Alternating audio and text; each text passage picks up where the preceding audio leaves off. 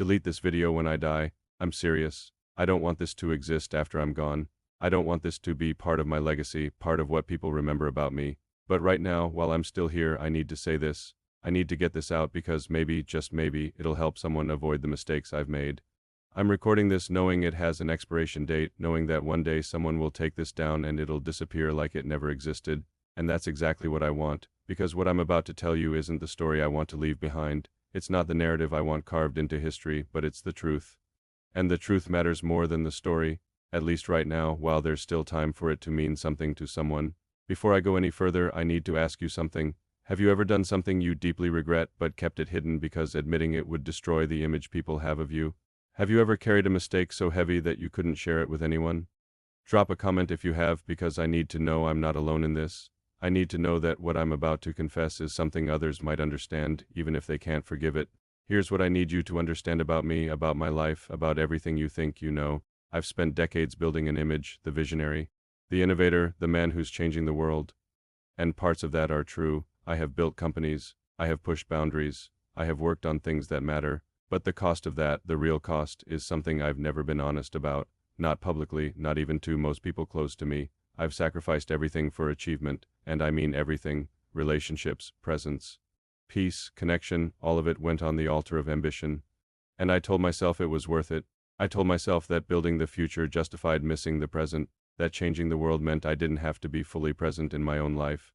But that was a lie, a convenient lie I told myself so I didn't have to face what I was actually doing. Running from intimacy, from vulnerability, from the terrifying prospect of being truly known by another human being. Because if you're always working, always building, always focused on the next impossible thing, you never have to sit still long enough for someone to see who you really are underneath all the achievement. And who am I underneath? I'm not sure anymore. I've worn the mask so long, I don't know where it ends and I begin. Here's the specific mistake I need to tell you about, the one that haunts me, the one I'll carry to my grave, and the reason this video needs to die with me. I had a chance at real love, real deep transformative love with someone who saw me. Not Elon Musk, the CEO, not the public figure, not the wealth or the companies or the vision. Just me, the broken, scared, ambitious, lonely person underneath everything else. She saw all of that and loved me anyway, and I destroyed it. Not dramatically, not with some spectacular betrayal or moment of cruelty. I destroyed it the same way I've destroyed everything meaningful in my life. Through absence, through choosing work over presence, through convincing myself that tomorrow I'd do better, tomorrow I'd show up, tomorrow I'd actually be the partner she deserved. But tomorrow never came because there was always something more urgent, always another crisis, another deadline, another problem that only I could solve. And slowly, gradually, I watched the light in her eyes dim.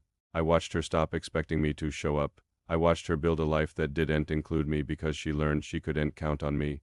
And the worst part, I let it happen. I could have stopped it at any moment. I could have chosen her, could have prioritized the relationship over the meeting, the deadline, the deal. But I didn't, because choosing her would have meant admitting that maybe the work wasn't the most important thing, that maybe success and achievement weren't enough to fill the void inside me. She left eventually, not with anger or drama, but with the kind of quiet resignation that's worse than any fight. She just looked at me one day and said, "I can't keep loving someone who's never really here." And she was right. I wasn't there. I hadn't been there for a long time. I remember the exact moment she said those words. We were in the kitchen, my kitchen, in a house I'd barely spent time in despite owning it for years. It was a Tuesday evening. I'd come home late again after promising I'd be there for dinner. She was sitting at the table, not eating, just sitting in the dim light looking at her phone. But she wasn't really looking at it. She was just staring the way people do when they're trying not to cry. I started making excuses immediately. Started explaining why the meeting had run over, why I couldn't leave, why this particular issue was so critical, and she just held up her hand to stop me, didn't even look at me, just held up her hand and said, "I don't want to hear it anymore." And I knew in that moment, I knew it was over, not because she was angry. Anger would have meant she still cared enough to fight. But she was just tired, exhausted from being alone while technically having a partner, drained from making excuses for me to friends and family, worn down from building a life around my absence instead of our presence together. "I've been thinking about when I started feeling like this," she said, still not looking at me.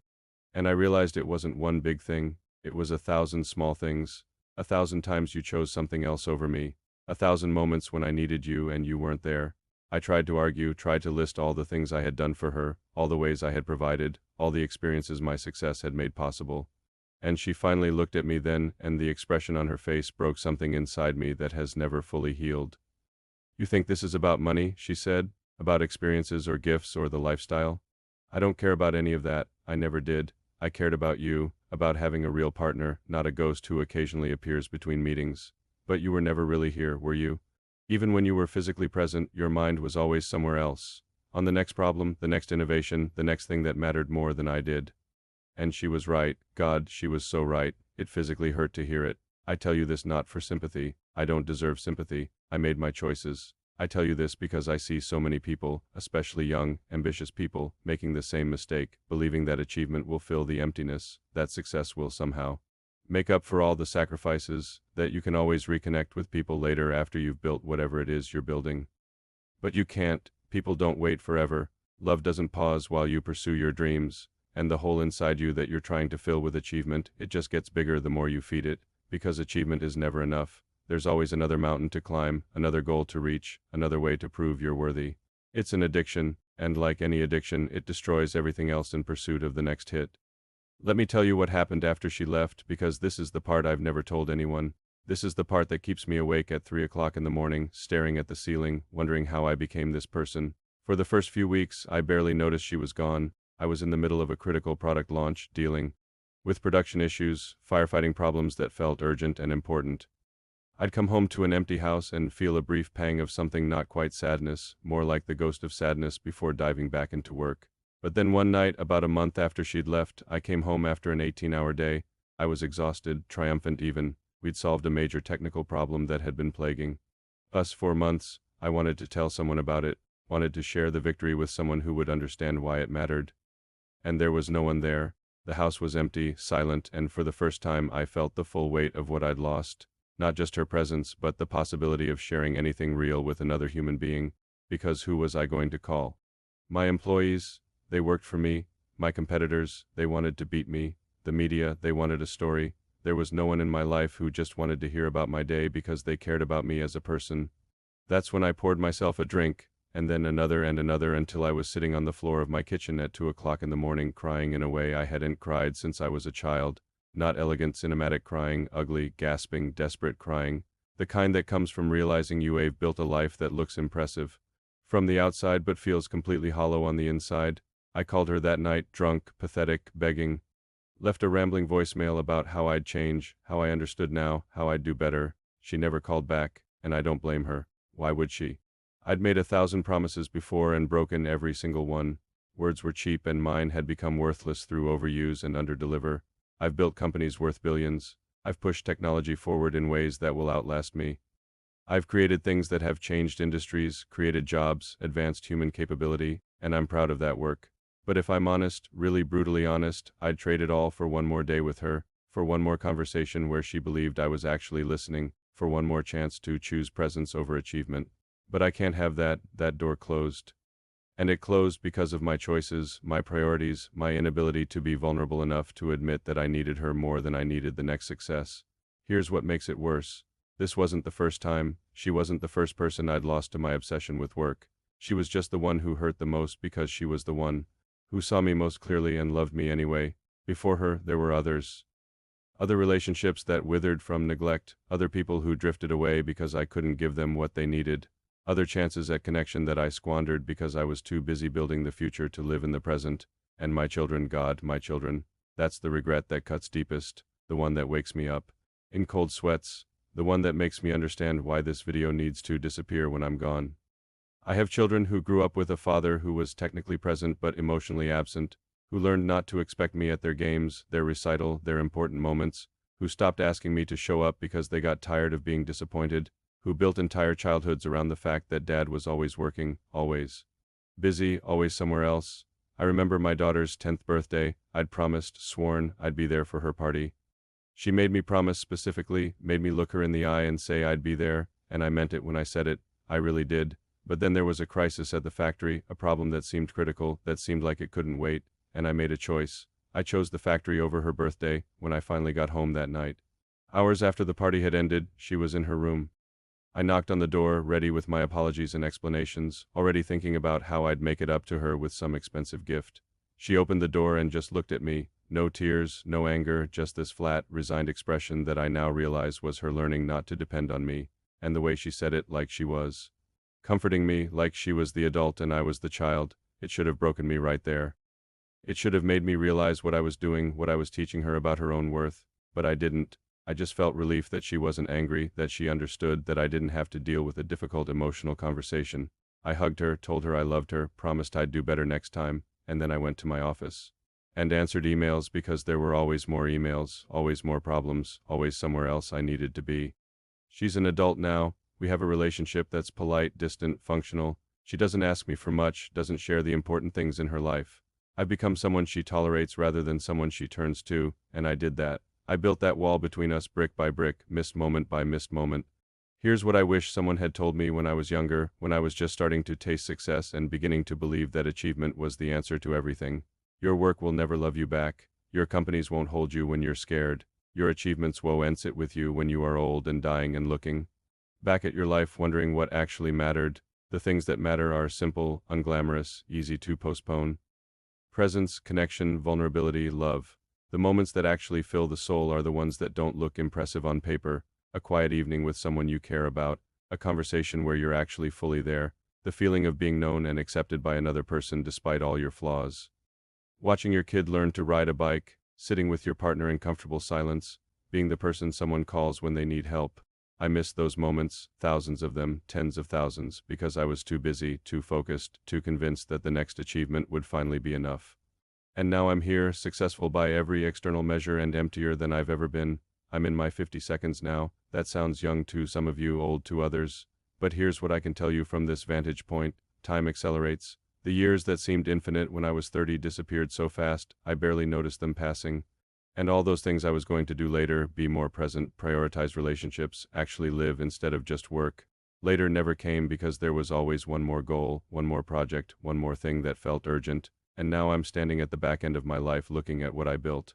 And yes, it's impressive, yes, it matters, yes, it'll probably be remembered long after I'm gone, but I'm going to die alone, not physically alone. I'll probably have people around, but emotionally alone because I never let anyone close enough to know me. Never trusted anyone enough to be vulnerable, never stayed still long enough for deep connection to form.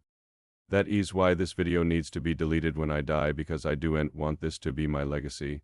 I don't want people to remember me as the man who achieved everything and lost what mattered most. I don't want my children to watch this years from now and see their father admitting he failed at the things that were supposed to matter more than work. I don't want this confession to exist in history.